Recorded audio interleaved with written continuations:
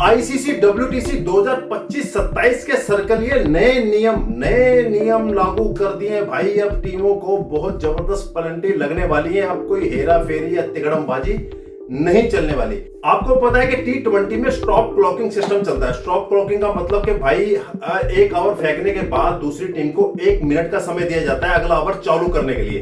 अगर by chance वो कप्तान वो बॉलर 1 मिनट तक नहीं कर पाता तो दो बार वार्निंग दी जाती है अंपायर की तरफ से। एक बार दी जाएगी फिर दोबारा दी जाएगी, तब भी नहीं सुधरे तो तीसरी बार उस पर 5 रन का जुर्माना लगा दिया जाता था। अब यही सेम रूल टेस्ट क्रिकेट में भी लागू कर दिया गया है। जो स्टॉप क्लॉक है अब टेस्ट क्रिकेट में भी चलेगी। अब हर किसी कप्तान को 1 ओवर के बाद 1 मिनट के अंदर वो ओवर अगला चालू करना ही करना है। नहीं करेंगे 2 पेनल्टी के बाद 5 रन का भाई कटौती होनी चालू हो जाएगी, कटौती होती जाएगी। और उसके बाद जितनी बार भी करते जाएंगे वो लगातार कटौतियां होती रहेंगी। 80 ओवर के बाद उसको दोबारा रीसेट किया जाएगा। मतलब कि एक दिन में टेस्ट मैच में 90 ओवर फेंके जाते हैं। 80 ओवर के बाद वो पिछली सारी पेनल्टी को खत्म करके नए सिरे से दोबारा से चालू किया जाएगा। तो अब टेस्ट क्रिकेट में भी स्टॉप क्लॉकिंग चालू होने वाली है। टाइम से ओवर खत्म करने पड़ेंगे। दूसरा रूल आया है शॉर्ट रन।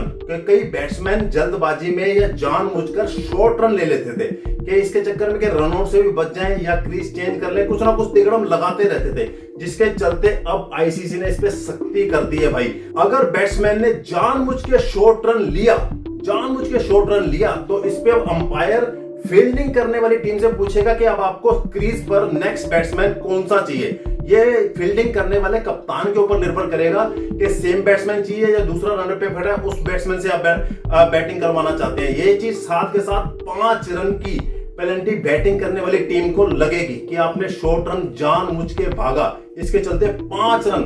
भाई देख लो कितने जबरदस्त रूल है। 1-1 रन से मैच पलट जाते हैं। यहाँ 5-5 रन की पेनल्टी टीमों को दिलाई जा रही है। तो अब शॉर्ट रन लेने वालों की खैर नहीं। अब तीसरा रूल, बॉल पे स्लेविया लगा के लार लगा के, आपको पता है कि बॉलर करते हैं जिससे शाइनिंग आती है, कुछ होता है। लेकिन अब वो स्लेविया तो बंद कर दिया गया है। लेकिन अब ये है कि अगर अंपायर को पता चल गया कि बॉल पे स्लेविया लगा हुआ है और आप उसके बाद बॉल चेंज करवाना चाहते हैं तो बॉल चेंज नहीं होगी। अंपायर को ये क्लियर हिदायत दे दी गई है कि अब स्लेविया लगी बॉल को आप चेंज नहीं करवा सकते जब तक वो बॉल बिल्कुल खराब ना हो जाए या उसकी शेप चेंज ना हो जाए, वो ज्यादा गीली ना हो जाए या ज्यादा शाइन ना हो जाए। इसके अलावा अगर आप चाहेंगे कि बॉल चेंज हो जाए, अंपायर को बोल दिया गया कि बॉल चेंज नहीं की जाएगी। अगर ऐसा पाया गया कि जानबूझ के बॉल को खराब किया गया, स्लेविया लार को ज्यादा बार लगाया गया, तो उसमें अब दूसरी टीम को 5 रन बोनस दिए जाएंगे। तो 5 रन की पेनल्टियां आईसीसी लगाने जा रही है क्योंकि आईसीसी को पता है कि 1-1 रन से भाई मैच बदलते हैं। अब अगला रूल, अब किसी फील्डर ने क्लियर कैच नहीं पकड़ी, अनक्लियर कैच पकड़ी, मतलब कि ग्राउंड पे टच हो गया, कुछ ऐसा हो गया जो नॉट आउट होता है, और उसके बाद वो फील्डर क्लेम करे आउट का, इस पे उस बॉल को नो बॉल करार दिया जाएगा कि वो नो बॉल मानी जाएगी। इस पे भी भाई साहब बड़ा जो झोल चलता था ना कि जो अनक्लियर कैच फील्डर पकड़ के अपना बेईमानी करते थे, लेकिन अब ये चीजें नहीं होने वाली। अगर अनक्लियर कैच और आपने अपील की कि आउट है, ब्लेम किया कि आउट है, तो आपको नो बॉल करार दी जाएगी भाई। अब फंसने वाला काम है।